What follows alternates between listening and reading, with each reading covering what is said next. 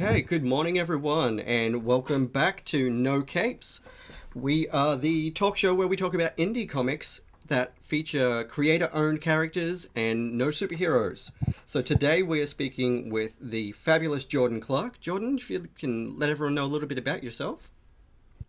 Hey, everybody. I'm Jordan Clark. I'm a comic book writer over here in Baltimore, Maryland.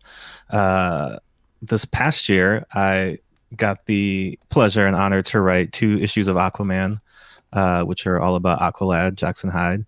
Um, and then earlier in the year, I was part of the DC Crimes of Passion anthology.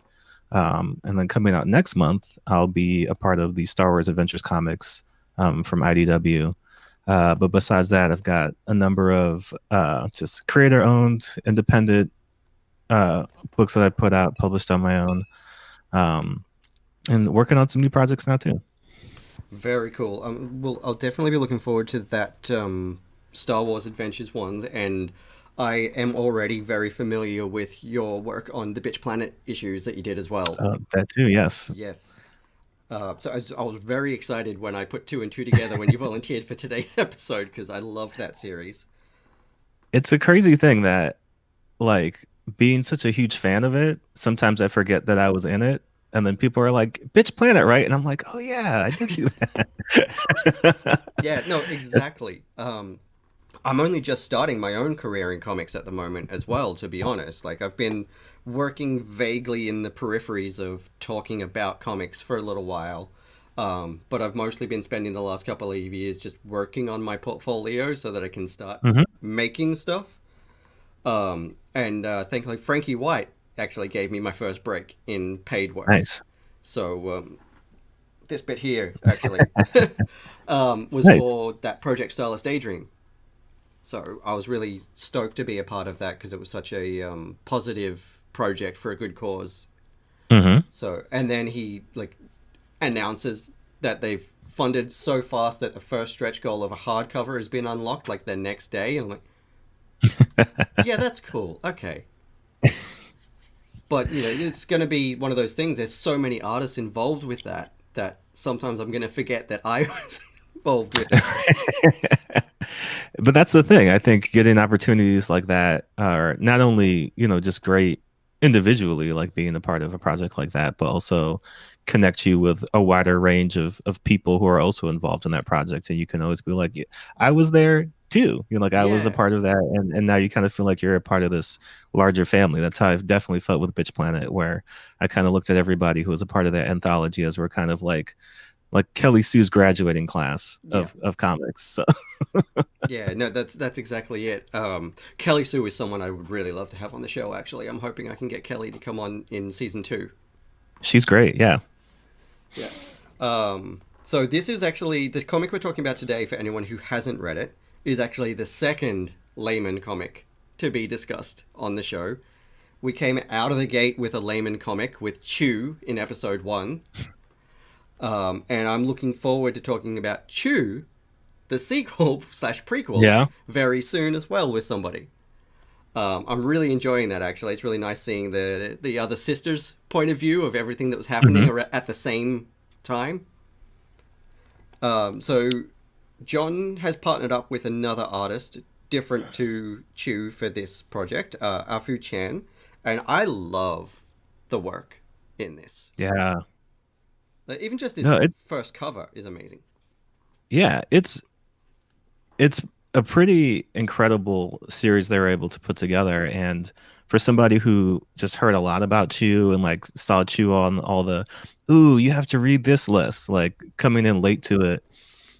Because I think by the time I was aware of it, it was already maybe like, 20 or so issues in. And not that I was like, oh, I'll never catch up on that, but there was just so many other books that I was reading that I was like, I don't know if I can add this to the pool as well.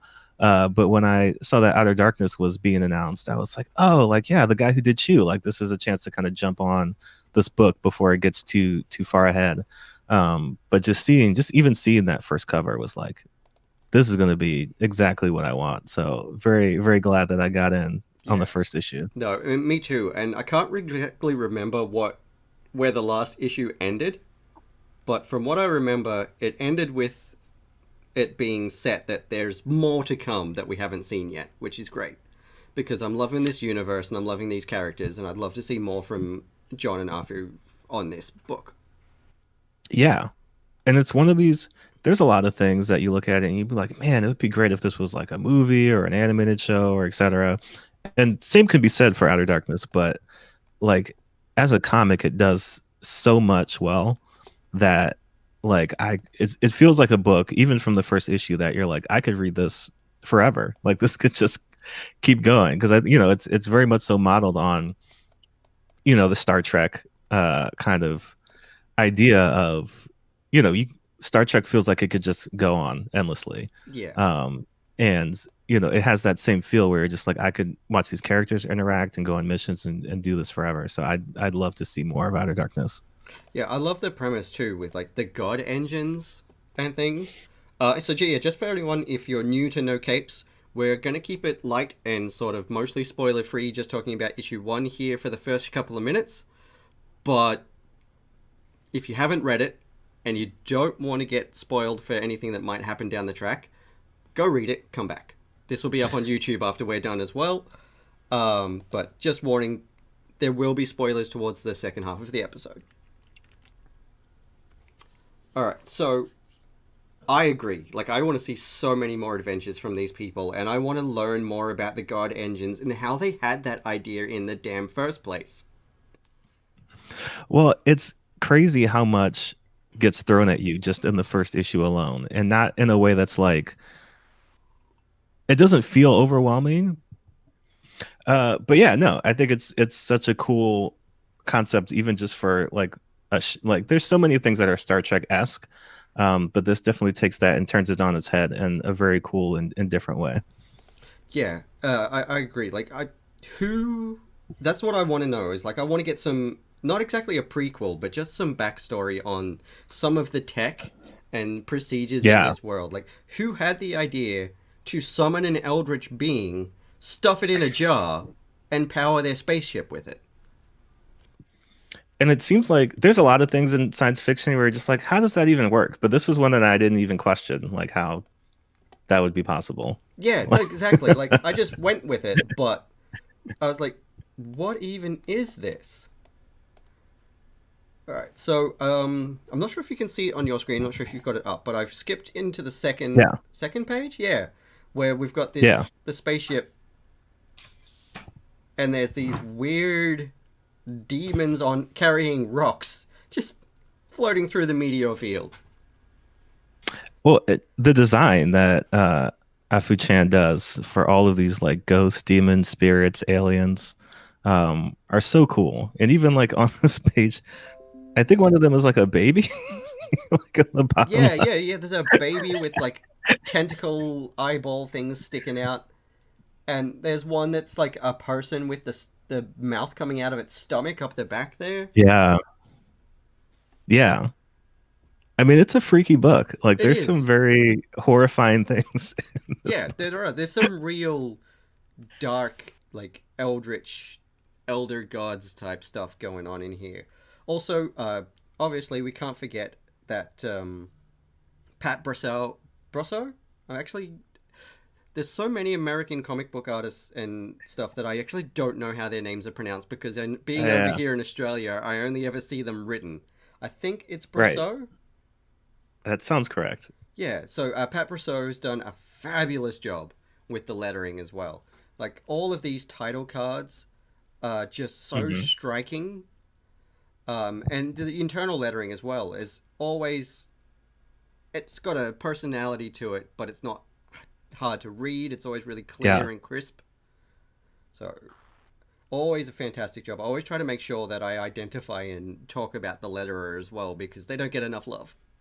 No, yeah, for sure. And I think it can make or break a book in a way that, if you Yes. kind of aren't paying attention to it, like it's not that letters should be invisible, but like letters who do their job well just seamlessly blend into the art in the world of the book so that it all kind of looks like one thing. That's exactly right. Like, while you're reading, you shouldn't notice the lettering, in a way. They shouldn't be invisible, Yeah. but like, it should feel so natural to the book that you don't notice it. The only time when I'm doing a first read through of a book that I particularly notice the lettering others outside of like the cool big titles and stuff is if there's bad lettering.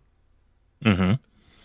Well, and you listen to a lot of the top letterers talk, and they really do their best to kind of match what the artist is doing, even just if it's adding a little bit of color to the letters or the size of the font, or um, trying to look as close as sometimes to a hand lettered comic as possible. And so that's a really interesting, kind of aspect of comics that again a lot of people don't really recognize is just if it looks like the artist also lettered the book, but it was a separate person, like that's how you know that it's like Yeah. top notch because they really, took the time to really consider each balloon and each caption. Yeah, that's exactly right. And that's it. That's what I've noticed with a few of the last few episodes I've done when talking about lettering with my guests is that yeah, each of these letterers has really like they've got the book, they get it. They get Hmm. what the book is about and they've really put a lot of work into it. And there's so much about the lettering that has enhanced the story in each of these books that until I actually am sitting down to talk to people about it, Yeah. that I didn't realize what it was that I loved about that. Yeah, for sure. And even, I mean, just kind of flipping through a little bit to see some of the sound effects and like everything just flows effortlessly. Okay. And yeah, the character designs as well. Like not just the monster designs, but each character Yeah. really feels like it their own whole person. Yeah, and when you go and think about again a Star Wars, a Star Trek, a Babylon 5, like all of those have very distinct designs for the characters and Mm-hmm. even like the uniforms, um, which is another great aspect. I mean, like everything in this world kind of feels like it's existed already. Yeah. Like it doesn't feel like, this has all been created for the first time. Like we're coming in, midpoint for some of these characters and their story. So there's definitely a lot of history. And like you were saying, even just in terms of, the God engine and stuff like that, like all of this has been going on for a while. But like I love how distinct each character looks and feels. Not only just in their design, but the way that they're drawn, like their body language and facial expressions, and you just kind of like get everything from each character. Um, so, and again, just the first issue, like it's not even something that it gets better over time, but just from the jump, like you're kind of drawn in and sucked into each of these characters. Yeah, exactly. And it's actually what my partner Robin and I were talking about with even The Mandalorian last night. Like we were just watching, Hmm. catching up on season two, and like you can tell that John Favreau loves Star Wars Yeah. because he's writing it. Oh, hello, we just got a notification. What is that? Oh, thank you for following. That's lovely. Yeah, you can tell that he loves Star Wars and he's relishing this opportunity because Yep. every aspect of every character, like even the background characters aren't just background characters, like you get to see a little bit about each of those characters enough to go, oh, that's a whole person. That's Yeah. not just an extra, that's a whole person, and I hope we get to talk to them at some point. And I'm like Right. reading through the trivia and finding out that almost every supporting character who's coming up in each episode has been in season one in the background of another episode. Right. I mean, that's just that level of attention to detail where you're just kind of like, it gives you that rewatchability, or in the case of a comic, that rereadability where you can go back through again and really appreciate some of those small details. Because I mean, everybody kind of reads comics differently. Like some people just kind of plow through things, and some people kind of take their time and like really digest each panel. But either way, it makes it even more worth your time to kind of see all these different things that are being set up. Because this is definitely a book that has a lot of things that do get set up and kind of pay off later. Yeah, no, that's exactly right. And I'm actually like every single time I have one of these episodes, I immediately want to go back and reread the entire series that I've just talked about because there's so many things I've forgotten or just I always gain a new perspective. And I've actually found, like as I was saying before, I'm only just starting my journey as a creator right Hmm. now, and I love talking about comics, and this show has been amazing for me to connect with people who I really admire and talk about something that we both have in common and love Yeah. with each book. But not only that, but like it's been so educational for me. Like just through talking and them noticing stuff and like you noticing the things that you're noticing now, me noticing things as we talk and just discussing these points. I'm learning so much about the medium, Hmm. and it's just a delight that people want to come on and chat to me. So For sure. I also love talking about comics. So anytime I get a chance to talk about them, and especially a great series like this, like I think that's part of the I don't know if you have this experience, but like I have a lot of friends who are like comics creators, but in a lot of day to day, I have friends who just they don't care about comics. Like they don't want to talk about, Swamp Thing or anything like that with yep, me. Like just want to talk about other stuff. So it's always great to be able to have conversations and get like really nerdy with it because yeah. if I tried to do that with like my mom or like one of my other friends, they would just be like, please stop. No, exactly the same. Like my partner likes comics to a degree as well, but not to the degree that I like comics, being someone who wants to make comics. Yeah. So sometimes I can get a bit heavy on the comics talk. So that's like honestly half the reason I decided to turn this instead of just me doing comics reviews into a talk show. Hmm. So I can like really talk about this. And it's helped me learn to talk about the comics in a more eloquent way as well, For sure. which actually has even improved my ability to talk about them with my partner because my partner has a background in art history. Hmm. And so, like, they can really appreciate a lot of the stuff that you and I are talking about right now. Yeah. But previously, I was having, like, honestly, was having a bit of difficulty sort of recognizing and vocalizing all of those aspects. So, just by doing this show and nerding out with other professionals and other artists in the industry, it's been really cool to work on that language. Yeah, there's a lot. I think people obviously, if they're not, completely into comics, it can very, very easy to kind of overlook a lot of the hard work that goes into it.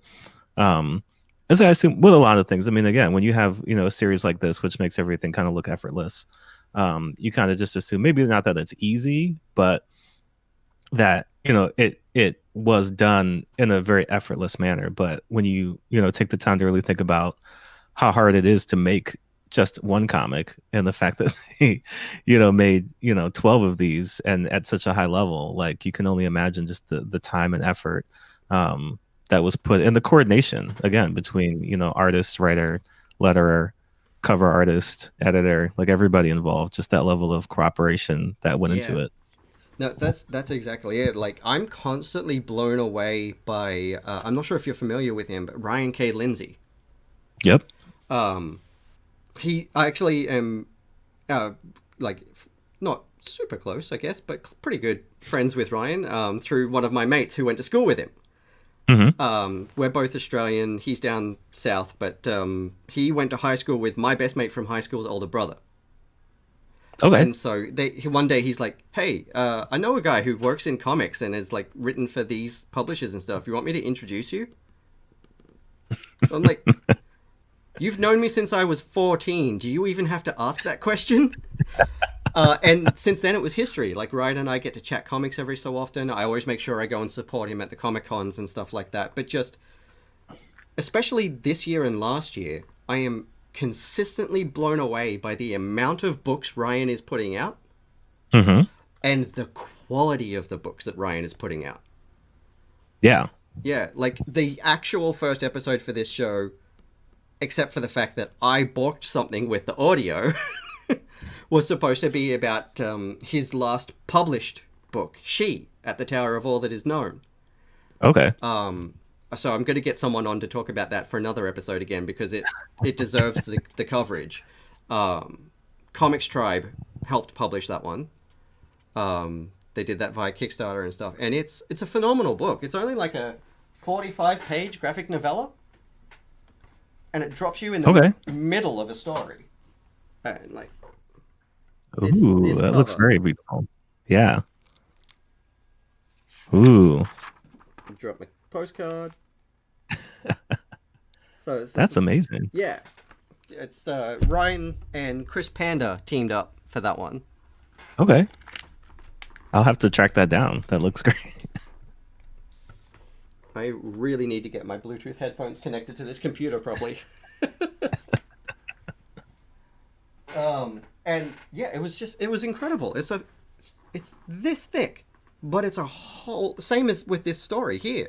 It's a whole world that feels real and established, and just Hmm. the coordination and collaboration between Ryan and all of his collaborators. Just consistently, I'm just like, how are you doing it? Yeah. I mean, when you get people who are kind of working almost as one, I mean, you can tell when you have, um, people who are very much so on the same wavelength, and it seems as if like it is just one person creating the comic, even though it is a team of multiple people. But just that level of synchronicity where everybody's just kind of like it feels like they're finishing each other's sentences in a way, like Yeah. artistically. Yes. And this is very much so that. Yeah. No, I know exactly what you mean. Um, yeah, there's just so much about this book that just feels like everybody just came together in sync. Um, and it is still very much a like honestly until I decided to put this book on the list for the show, I'd kind of forgotten that it was a Layman book because Hmm. I hadn't read such a space sci-fi book by John before. But Yeah. looking back through it all again and like remaking that connection recently, I was like, oh yeah, no, this is a Layman book. Like just the humor that is in it, Hmm. it's it's got his touch to it. Yeah, it's a very interesting blend of genres because it is funny, it is horrifying, Yeah. it is very much so a hard science fiction, but it's got these almost like fantastical elements that are kind of beyond just the normal science fiction. Like it's not just aliens, like it's ghosts and spirits and um it's math and there's all these other elements that they've kind of put together and fit in there that has familiar elements of a lot of those big crew on a ship science fiction stories, but have a very distinct flavor and feel to it that I think is very much so Layman and what he brings to it. Yeah. No, 100% right. And like visually, this book is so striking as well. Like, Yeah. um, I don't know if I've read anything else with Chen on art. I honestly, with my ADHD, my memory is shot, so I can't remember if I have.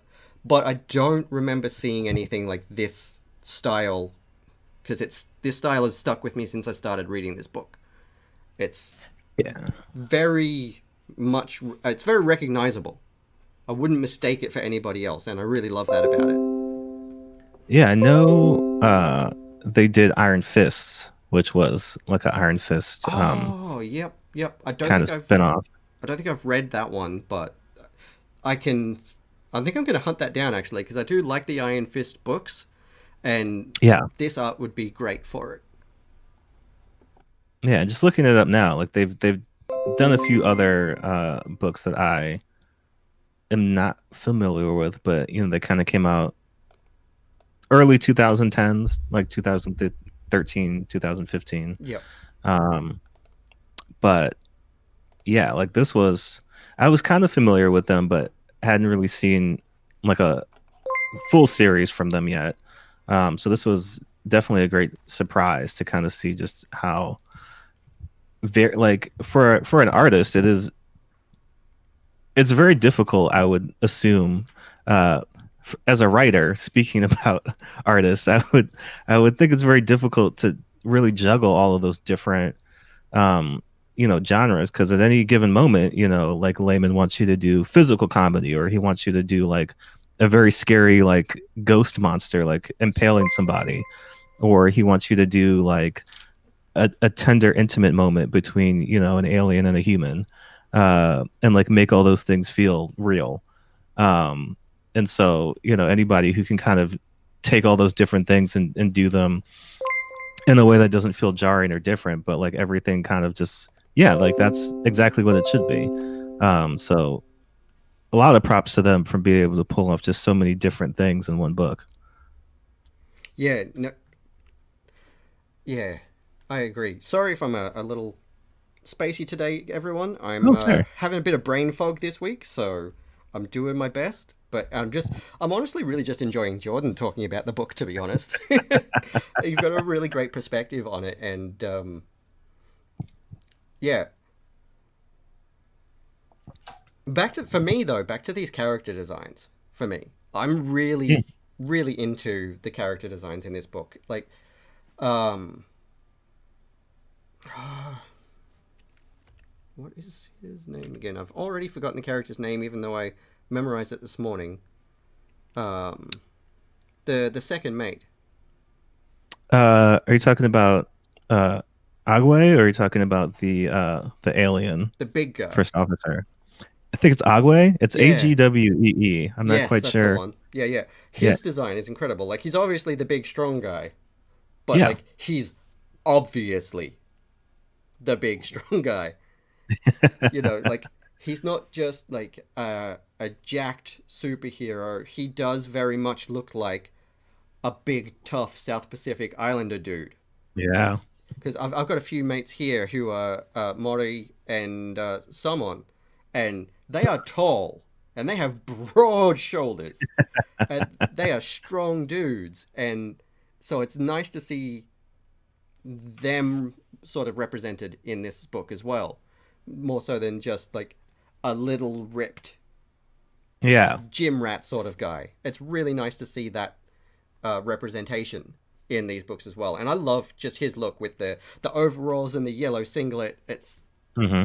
It's obvious that he'll wear part of the uniform if he has to, but he'd rather not. Yeah. Well, and even that, like, there's certain just visual cues like that where we don't know, their full history. Apparently, it seems as if, they are not in great standing with, the Galactic Federation here. Like, they're kind of around, like, people respect their capabilities, but not necessarily enjoy having them Yeah, working for them. So even that as a little visual cue of like, yeah, you can tell he's got the uniform on, but isn't you never see him like wearing it in full like yeah, everybody else. Kind of even signals a little bit more about his past and history. Um, and even yeah, I mean, just for a like perspective of seeing him standing next to other people and just getting kind of like an understanding of size yeah. of Right. how big and or small everybody else is, because there's some big looking creatures in here, but then Exactly. when he stand next to them, you're just kind of like, oh, maybe they're not as big. Yeah, no, 'Cause I exactly. He think they- reminds me of a friend of mine here, Didi. Like, we went through one of those sort of Spartan race things together one time, and we got a okay. photo together at the finish line. But like, I'm like up to here on him, and like the small touches. Like, there's the space station here. Hmm. Obviously, uh, with the name Hirosuka, it's obviously Japanese inspired, and it does really evoke that traditional architecture look to it as well. Yeah, and I think that happens a few other times. Like we got to look at a few other space stations, which are um, sometimes appear to be other galactic space stations, but sometimes also appear to be, alien space stations as well. And just kind of the architecture and design of them is always interesting, because sometimes like this, they do kind of signal that. I think there's one that's kind of a similarly like South Asian um, one later on, but then there's others that look completely alien. And it's always kind of cool to see that, how they come up with the architecture of that. Because even Yeah, the design of the ships are very like they feel distinct, like familiar. Again, they look like other science fiction kind of things, but not like they just completely ripped off something and No, just reskinned exactly. it. I'm just watching the scene where he's drinking the whiskey in the bar, and I never actually noticed before that like it's very, very much based off a bottle of Yamasaki. Yeah, Yeah, like I've got a bottle of one of the Suntory whiskeys out in the kitchen here, and it looks almost identical to that. So like nice. that's a researched touch. Yeah, They didn't just make that up, which is I love seeing things like that in books as well, where obviously the team looked into what they were doing and made sure that they were pulling in those touches that made things feel more real. right. And in a book as crazy and out there as this, like I think those things definitely help add to the overall feel of the world where you have those reminders that yeah, this is kind of like as out there as ghosts and demons and possessions are, like these are real people, to a certain extent, and I think that kind of helps keep things grounded and getting too far away from it, because there are certain you could see this being a very different book where it's just all big ideas and no like emotional payoff or any kind of actual progressive story, just like how crazy can we make each issue. Yeah. But they did manage to balance it where like it does get crazy, like crazy things do Oh yeah. happen, but you care about them because you're like, oh, but like I like that character, or I want to see that storyline pay off, so I don't want this person to die, or I don't want this to happen quite yet. So the stakes kind of get raised because you're attached to these characters. Exactly. And I do like what they're doing here with the paneling as well. It's something I've discussed with in a couple of issues. Is that some books have a lot of panels and it feels kind of cluttered. Some books, Yeah. like even like She before, one of the points that we talked about in that was that there's no more than 5 panels on any page in the entire Hmm. book. I think maybe there was one page that had 6 panels. Um, but it's still like you felt like you were getting a whole damn scene and story on every page because they were just Yeah. communicating so effectively. But then there are other books like Grumble. We Hmm. got Grumble has a lot more panels, but they don't feel unnecessary and crowded. Even Yeah. there are a lot of scenes in Crowded where there's up to 8 panels on a page, even with I think we talked about that in Bitterroot as well. Some of the panels pages have a lot of panels, but it feels important because it's about that communication. Or the panels that have the in Bitterroot, the pages that have the most panels are the action scenes, Yeah. and every one of those panels does feel like it has a point. Like it's giving you that Hong Kong cinema hard, fast, cut, paced fight scene frantic energy with those panels rather than just cluttering up a page. Yeah, I think I want to say it's the second issue of Outer Darkness, like in the letters section or the kind of aftermatter section, you do get Afu-chan kind of talking about their influences and talking about just different cinematographers that they looked up to and really wanted to try to emulate in their work. And you can kind of see that in the paneling and the layout Yeah. design. Yeah, it Because does. Like yeah, this dialogue scene with the Admiral, it really it does feel quite cinematic. yeah, You know, it feels like one of those deep scenes in the bar where they're having that serious discussion like, "Hey, you've messed up. This is your last ditch chance." right. It And I think feels that's really Oh no, yeah, I was just gonna say I think that's really another thing that really helps it stand out is that um, when an artist does have a really when they have something that they necessarily want to do, in terms of how they want to display information in the book and display specific scenes, um, you can it adds another dimension to it because it isn't just um man, there's the thing that sometimes you just wish comics had page numbers on them. Mm. But I don't know if you can find near the back where Yep. they're getting ready to sacrifice some poor Oh yeah, captives. yeah. There's If like I'm, a where is it? Let me skip through. Oh yeah, yeah. Where he's like talking to the engine.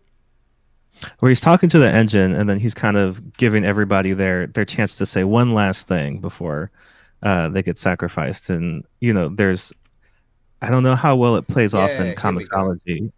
comiXology, but in my physical copy, there's a cool kind of like mirroring where um, you know it's two separate pages, but it's laid out the same way. Yeah, I Um, see that. and again, just a choice like that really kind of drives things home from a visual perspective because you're getting that repetition. So it's not like I think sometimes there might be a idea of like, yeah, these are just kind of talking heads, and we don't want to just make it visually uninteresting, so we have to do something really cool and over the top to kind of like add to the talking here, so it's not just two people in a room talking to each other. But I think when you're able to kind of just lay things out in a simple way but a very distinct way, like it's laid out here, um you don't have to do anything too fancy or too over the top. I mean, if you think about an Alfred Hitchcock movie, like he's not doing anything crazy, like everything's very like direct and easy to follow visually as you're watching the movie. But there is a certain level of dynamism to it that kind of adds to what's happening on screen. And I think the same thing here where nothing is confusing. You never look at a layout or a page and you're just like, how do I read this? Or like Yeah, what should I be looking at? Like it's that trick that really good comic artists are able to do, where they just kind of guide your eye from panel to panel in a way that you don't even realize is happening until yep, you kind of go back and look at it, where you're just like, oh yeah, like that is kind of like they're creating these lines where you're just kind of seeing characters are looking in a direction, or just the way that somebody's placed in the panel just kind of guide your eye across the page. And I think that's a lot of what Afu-chan is able to do, where they really deliver these bold and distinct visuals, but in a way that's not like um, overpowering the story. But again, with Layman and the letter, they're kind of just really informing everything that's happening on the page. So it's very pleasurable to read. yeah, Is how I would describe it. yeah. No, I know what you mean. I'm trying to show the chat at the moment.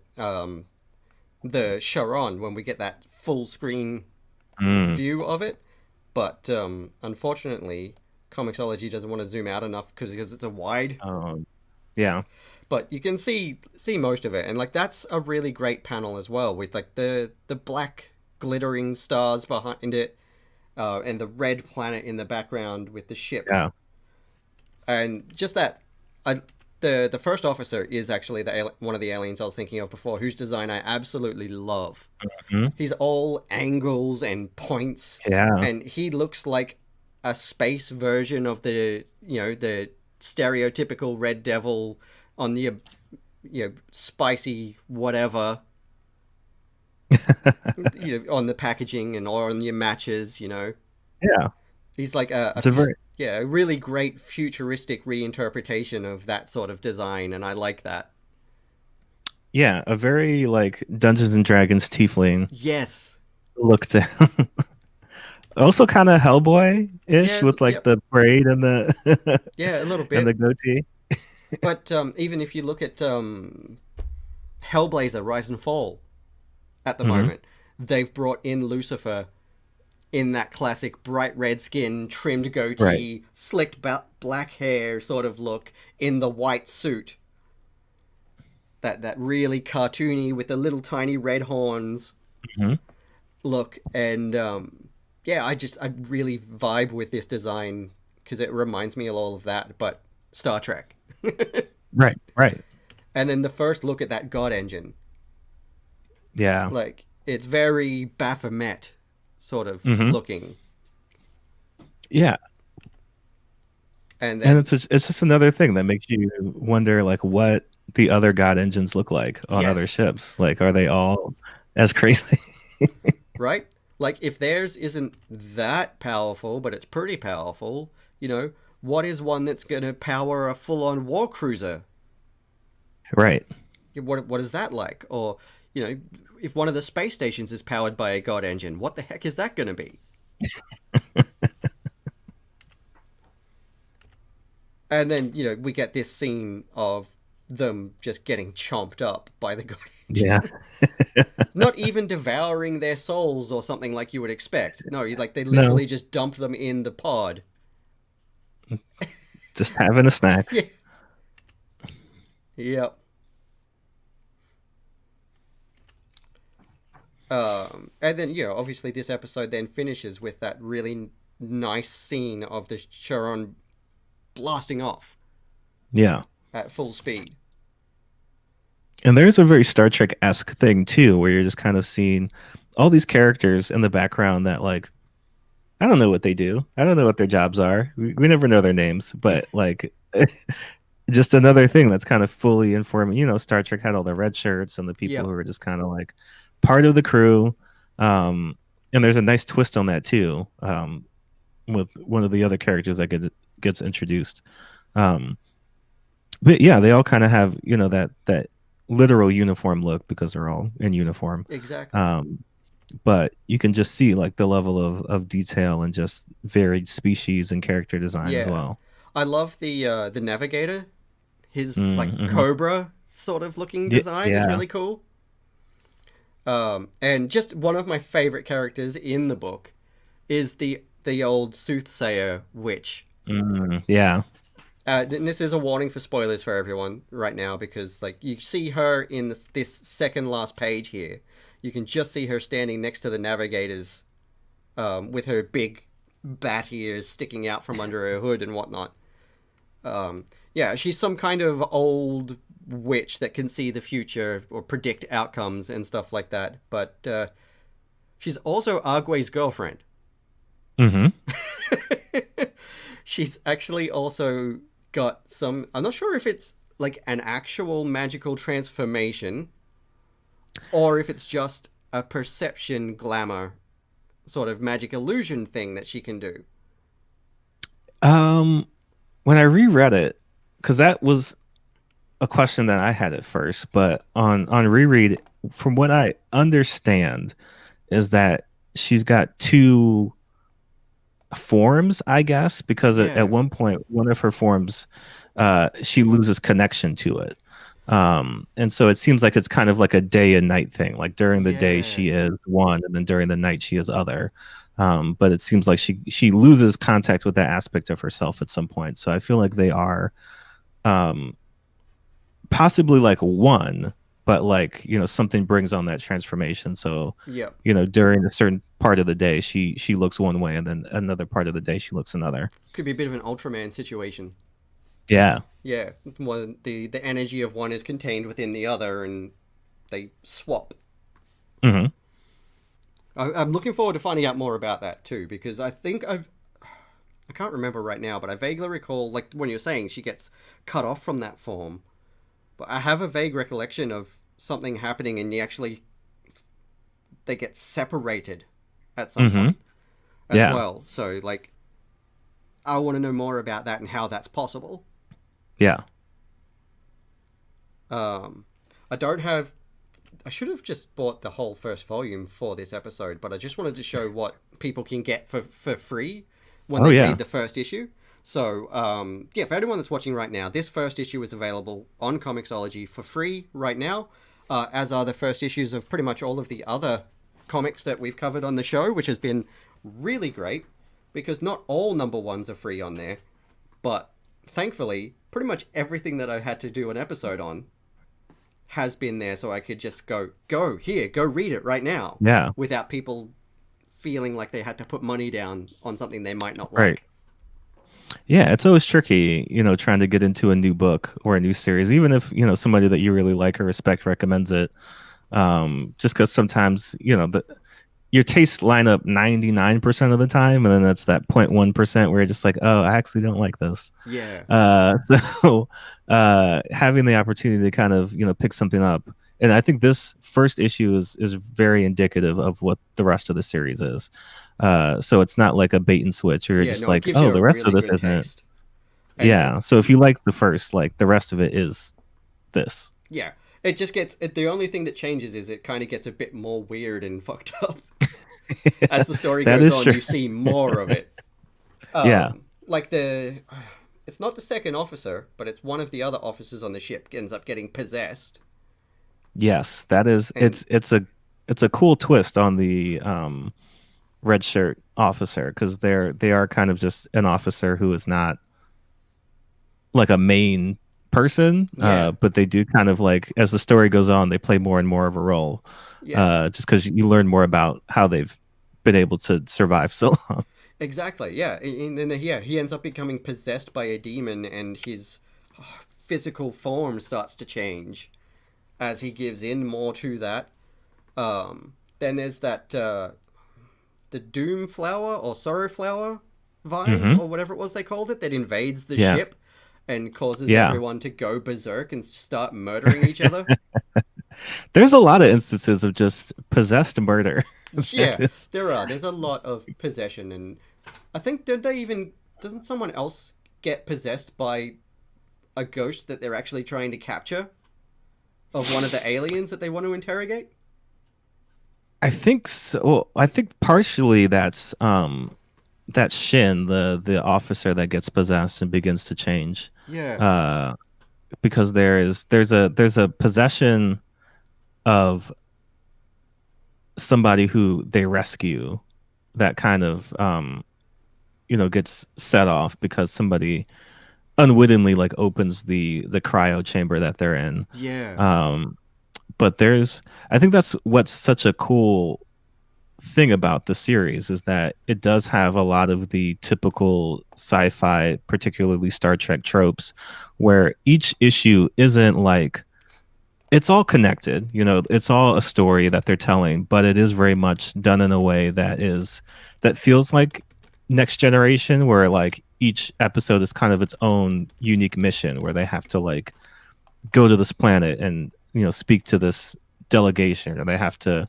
rescue this mysterious ship that has an SOS, or yeah, um something like that. So it kind of feels like one-offs, but you see little things happening in the background that are kind of building up to a bigger story. yeah. But the fact that it's all done in a way that's like part hard science fiction, but also very much so like occult and horror, Yeah. where they have the occult mathematicians, I guess is how you would Yes, describe yeah, the them, where math they're priests. yeah, they're doing this combination of like advanced geometry, trigonometry, that seems to be, I guess, like, because they're there. There's the math priest. There's like the literal exorcists, and then there's I guess just the last resort. People who just going to come in and like start shooting stuff, Yeah. and that's kind of how they're kind of flanked out. But yeah, just even that concept of like, they're writing these, I guess, arcane equations. They're kind of like, Yeah. you know, either creating things or dispelling things. And I it's really such a like cool that. idea. Yeah. Yeah. Because when you think about it, pretty much everything that we see in the like visual components of magic and the occult in media, it is all very mathematical. There's circles within Hmm. circles and repeating patterns and yeah, and then like even for example in Full Metal Alchemist, there's Yeah. that whole law of equivalent exchange. You have to make sure that the components of what you're trying to create match up with the components of what you're changing, Right. which is why Well, they're and I not think allowed to that's do that with people. I think that's what's so interesting about this book too, is that typically when you have these kind of clashes of science and religion, or science and the occult, they're kind of designed as opposing forces that like can't like meshed together. But here it very much so is one thing where, you know, the kind of occult religious aspects of things are merging with the scientific and mathematical side of things to kind of create like one uh future where yeah, you have um you know these very, because I think the way that they describe it later in the comic is that um I forget, there's a few characters in a crossover and in the main series that are from our time period. And Yeah. so space travel is something that they're not accustomed to. And they kind of ask about it. And one of the characters replies, "Oh yeah, like, you know, you you remember space as kind of like this uncharted territory of like, you know, the moon and Mars and all that stuff. But like when we really got into space, it was a horrific hellscape that like it's just filled with all these, because I think that's the way that it they kind of play it out, is that like there's a house from Earth that was exercised. And instead of just like dissipating, like the house, the energy of the house got like pushed or projected into space so that they encounter it later on in the series. So Yeah. it wasn't even that you know, the house was destroyed physically, but like the, I guess, occult or like the more phantasmal aspects of it kind of got shot Yeah. into space I so kind that of like remember that actually. Yeah.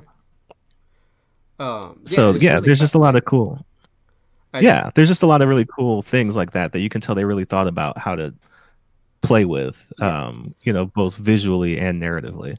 And I love that about the crossover as well. So again, spoiler warning, everyone. We're talking now about the Chew and Outer Darkness crossover. Anyone who's familiar with the show probably knows that I love Chew. Um, and John Layman wrote both series. So they bring they bring them from the past. But it turns out they've actually just got this tech that is like hard light holograms, essentially. But even though they're holograms, they still manage to get corrupted by the weird occult energies in the ship because somebody does some stupid shit in the holodeck and ends up inviting a demon into the holodeck, that simulation that they're creating, and then that infects all of the Chew characters that are in the ship. So if anyone has read Chew and you're familiar with what's Chew's partner's name again? Ooh, I want to say, is it John? I Is think it it is. I think it's Jake? John and Tony. Yeah. If you're familiar with John and Tony's boss, he gets full like leg, waist down prosthetics at one point because he gets chopped in half by a bad guy. And depending on the time period in the Chew comics, it's either a centaur or it's a crab. Mm. And I think he has the crab legs when he comes into that crossover. Yeah, I admittedly have not read Chew past the first trade.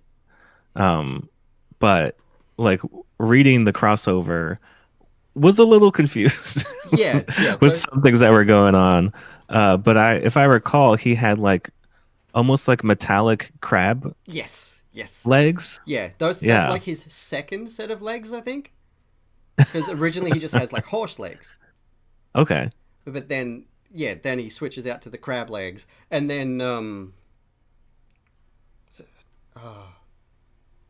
the other officer with the afro and the glasses, that's Yeah, very much yeah. based off Pulp Fiction. He Yeah. gets the crab claw Hmm. prosthetic as well. And so you can imagine once they start getting possessed, where those things go. It starts getting really freaky as their prosthetics start to become more demonic and just things get messy. Yeah, I think there's like a plot point where one of the officers on the ship or is like, who authorized this? Like this always happens. Don't you know when you like create a hologram, you know, like simulator, like they always get possessed. Like that's why we outlawed these. and it's just another again play on the Star Trek kind of like holodeck where invariably that goes wrong. Like at some point, Yeah. like it's always like something goes on the fritz, and then the holograms become real, and then like you're kind of trapped in the holodeck until somebody gets you out. So of course that could never go right. Like especially in this world, like that had to go horrifyingly wrong. Yeah. Yeah, it did. It went incredibly, incredibly wrong. And isn't it? If my memory is serving me, there's another one of the species in the comics is like a race of insect people that reincarnates, Mm-hmm. Yeah. and I think that's what their job is in one of the missions is to catch the ghost of that criminal before they fully reincarnate into a new body because they Mm. want to interrogate it. But I think they're more formidable when they're in their physical Yeah, form or something. I think so. And it's also, I mean, the crossover, the idea behind the crossover is also interesting, just because the Outer Darkness crew is dealing with an alien species that only communicates through food, Yeah, which is why they need Chew to come along and kind of figure out how to talk to them. Because I think the ship's captain or the ship's chef makes something that is just a terrible offense to this alien, yeah, and they get beat up. So that's kind of the premise for bringing Chew into everything, is they need somebody who has his special skills who can communicate with the food. yeah. So if anyone hasn't read Chew, Tony Chew is one of the two, but the primary main character. And he's what they call I think they say with a hard ch, so I think it's a chibopath. It could be Yeah. cibopath. I'm not 100%. Which means that when he eats something, it's like you're more familiar with other sci-fi and comics, tactile telepathy. So when Hmm. he eats something, he gets a psychic reading of it. He can tell where it's been, what happened to it, who's touched it. You know, if it's in some cases he is tasked with really gross and disgusting crimes as part of the CIA. I think they are. I think it's the FDA, right? Yeah, yeah, that's right, FDA. And then they end up joining up with the animal Yeah. control people as well. He gets tasked with some of the really crappy, in some cases, literally crappy crimes. And sometimes the only way to solve it is by eating a little bit of whatever's going on and figuring it out. So sometimes that means taking a bite out of a criminal's leg, Yep. and then he can find out who killed that person. Like the very, I think it's the very first issue. They're at a crime scene and this guy's been murdered, and he's trying to figure out what happened. And there's bits and pieces floating in a shark tank. So while his partner is distracted, he just picks up the leg and takes a bite. And then he instantly knows who killed that guy. Yeah, I don't know if that seems like a horrible existence. As much as I love to eat, I feel like that would not be Exactly. That's why a good time. the only thing he can safely eat, and which his diet mostly consists of, is beets. Mm. Beets are the Hmm. only thing that a Shibopath doesn't get a reading of. I mean, you can do a decent amount with beets, I guess. And yeah, some people, in order to mess with him, will consume insane amounts of beets once they know who's hunting them. Oh, So a couple of the crime scenes, the bodies were completely contaminated by beets, and he couldn't get a reading. I need to go reach you, I think is what you're telling me. Yeah, So I need no, to it's go it's back. brilliant, and there is. It turns out that there's actually a lot more to his power than that gets Okay. revealed throughout the series. All right. Well, yeah, and now there's the Chu series that's coming out. That's about His little sister. little sister. Okay. Yeah, yeah, yeah, Nice. yeah. One of the two twins. Okay. Yeah, there's Saffron and shoot, I've actually forgotten the other sister's name, but they're both named after herbs. Oh, okay. Yeah, um, yeah, yeah. So yeah, it follows her story that was happening simultaneously to the main Chew story. Okay. All right. Well then, yeah, more series to read after. I feel like it's always nice to be able to go back because that's kind of what's happening now with Sweet Tooth too. Like I Yeah, I just started wasn't reading able to, that too. The second one. yeah, yeah. Like I read the first two trades of Sweet Tooth and then again just kind of fell off and didn't finish. But now it's coming back around again with another. I think is the new series taking place I like think it's after yeah, I the think it's like events of 300 the years original. later or something. Ooh boy! All right. It's quite a significant amount of time. It's like at least 100 years Okay. after the original series. So some of the things that have happened in that first episode are a little confusing to me, Hmm. but I'm looking forward to figuring out how they were possible. Yeah. All right. I mean, I definitely have time to read a lot of comics, so I'll add Chew and Sweet Tooth to the list. And as always, I always recommend this to everyone as well. Oh, okay. It's on Comixology at the moment, and it's Frankie White's graphic novel. Nice. He's not sure if it's been released yet. I can't remember, but it was announced that he's doing like a mini one-off sequel to it, Okay. and that there is more of that story in the works. And it's a really good fantasy story with Adam Markowitz on pencils and inks and AHG on colors. Okay. And I think it's Nice. not next week, but the week after. I've got Adam on, and we're going to be talking about Money Shot. Nice. Yeah, Yeah, there's always more good comics to read, which there makes me are. happy Yeah. because you never run out. Um, I'm going to put Broken Bear in the chat for everyone watching as well, so they can watch it. It's like $7 on Comixology. It's a steal. This is actually how I was introduced to Frankie. Like I stumbled across him on Twitter, saw Broken Bear, bought the digital, read it, and then we started talking, and then we started talking about maybe working on some projects together, and Nice. the rest is history. Yeah. We're actually trying to get time together for both of us at the moment to get together and play some D&D because Frankie hasn't played 5e yet, Oh, wow. and he's actually going to play Selm, the main character from Broken Bear. Okay. Yeah, so that's going to be a fun, just a little one shot for us to play together and see how he likes it. Sure.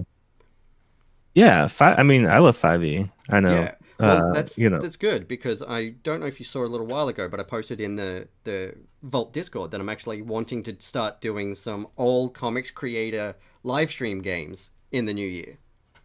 I mean, I'd play. Let me know. I will for sure, because it's going to be fun. I'm writing. It's an adventure that I'm writing. That is going to be my recurring live stream. Okay. It'll just be like there'll be a leaderboard and stuff to see who actually gets through it. It's going to be a bit of an organ grinder of an adventure. So like Okay. prepare for TPKs. Oh, all Like right. TPKs is not the goal, Sure. but it is a very real danger. It's I called the mean, Shifting Spire, and it's like an that. Yeah. abandoned wizard's tower that a goblinoid army have taken over. Except they're too scared to go above level 3, and there's 10 levels. Yeah, I can imagine terrible things happening there, but I'm Yeah, intrigued to yeah. see I'm not going to give how away that too goes. much live because Sure. I don't want to spoil the surprise for the first group that actually gets put through it. Okay. But it's always going to be the same adventure Okay. for every live stream. It's always going to be the Shifting Spire, but each team will try to do their best, and it will play a little bit differently every time. Okay. And it's I'm going to be adding more to it over time, so it'll be constantly evolving. And it sounds like it's going to be pretty fun for me. I like it. Everyone will be starting at least level 5. Okay. That's. I mean, for something like that, that's good. Yeah, and there'll be opportunities to level up as you go to make sure that you can survive. Okay. Yeah, I mean, that's also necessary from what I'm hearing. yeah, yeah. It's going to be interesting. I'm adding a few of my own. Oh, Sage. Sage is the other sister. Someone's just posted in the chat. Okay. Yeah, Saffron and Sage. Um, yeah, that's sort of where it's going to go. Is it's going to be messy. It's going to be tough. And I'm also putting some of my original monster creations into it as well to really freak Mm. with people. I'm actually Okay. working on a monster supplement at the moment that's going to be released before that adventure, which is doesn't have a name yet because I haven't thought of the perfect joke yet. Okay. But it's a body horror comedy, Okay. and the monsters are called the ass deer. Mm. So there's Mm. the Mm-hmm. carnivorous ass deer, the golden ass deer, the giant ass deer, the regular ass deer, and the irregular ass deer. Okay. I could maybe sort of picture what's gonna happen. Yeah, the regular ass deer has stinking cloud as an ability. Yes. Yes. The carnivorous ass deer will give you sewer plague if you get bit and fail a Constitution save. Hmm. And the giant ass deer has an ability called clap those cheeks, where it casts thunderclap at will. Well, if I'm not playing this, I'm definitely watching it now to Yeah. see how this plays out. um, yeah, one of my friends here, who runs a live stream, actually has been using them in his game because I said, "Hey, does anyone want to play test these?"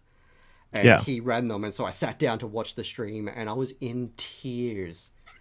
It was amazing watching somebody else take my dumb joke and just run with it. But like, he didn't just throw one of them at his players either. He threw like two of every type in Oh one no. game at his players. And he was Okay. doing sound effects and stuff, and it was it was brilliant. Apparently, he wasn't sure if he was using them or just talking about them on live stream last night. I'm gonna have to go and check it Yeah. out. But he said he was using because he asked if he could use them in an ongoing story thread now. So I got to see what that's about. I mean, they sound like a hit. So Yeah, it was just a dumb joke from my home game that kind of spiraled once I showed the internet. that's how it happens. Yeah, but if people like my stupid joke, then that's all I care about. But I mean, that takes us up pretty much about up at time, which is great. I always find that we get through looking at the first issue just in the hour, which is nice, of Yeah. whatever we're talking about. So, if you want to let everybody know where they can find you, that would be great. Yeah, you can find me on Twitter at jrsosa18. So that's JRSOSA18. Same thing on Instagram. Uh, I'm around. I'm not like the most active person, but I'm trying to get more involved in doing stuff. So you'll see me around the internets. Yeah, and for anyone watching this on YouTube, all of Jordan's links are going to be down in the comments, in the description. And for anyone in the chat, I'll just relink Jordan's. Whoop, that's the wrong window. I'll relink Jordan's Twitter for you now so that you can go check it out. Here we go. Awesome. And obviously, I am Sean Sunday. You can find me at Sean Sunday Art on pretty much all social media platforms. If I am also the social media / community manager for Ardent Roleplay. So if you're into TTRPGs and want to check out augmented reality for D&D, just hit me up and I can show you some stuff. That's the Ardent poster right there. It is awesome. I love it. I've been a fan since before I got the job, so very excited to be able to be the company hype man. I'm planning a really silly, fun one-shot using Ardent Roleplay in the next couple of weeks, which is going to be cool. If you are an Australian illustrator, please jump into my link tree and jump in the Australian Illustrators Discord. There is a Discord for Australian TTRPG creators as well. And obviously, if you like me and my work, you can join my Discord community where I have it set up with information about becoming an artist and working on your own art practice, tech things for streaming purposes, just general comics chat, and more. You get sneak peeks of my work. You can talk about comics and RPGs and D&D and show off your own work. And it's just generally a pretty fun time. And of course, sneak peeks at what's coming up with No Capes. So this has been a really fun episode of No Capes. So thank you, Jordan, for joining me today. I really appreciate it. I love this book, and it is one that's been on the list for a while that I've been waiting for somebody to put in there. Yeah, I'll talk about this. Yeah. No, this was awesome. And I feel like it's a book that it's kind of like a sleeper book, for a lot of people because I think if they're familiar with Chew, like they like Chew, but this is from what I can see very much so not Chew. Like Yeah, it takes a bit of a turn. But for anybody who likes any kind of occult stuff, any kind of horror stuff, any kind of science fiction stuff, like this checks all those boxes. yeah, it's very much not Chew, but if you liked Chew because of like the writing and this pacing and the type of story it's telling, Yeah. you'll also like this because it is still very much a layman book. Yeah. Yeah. Cool. Well, yeah, thank you. Everyone go follow Jordan. Feel free to jump in the Discords. And until next time, this has been No Capes. I've been Sean Sunday. Thanks for joining and supporting. And take it easy and have a good weekend.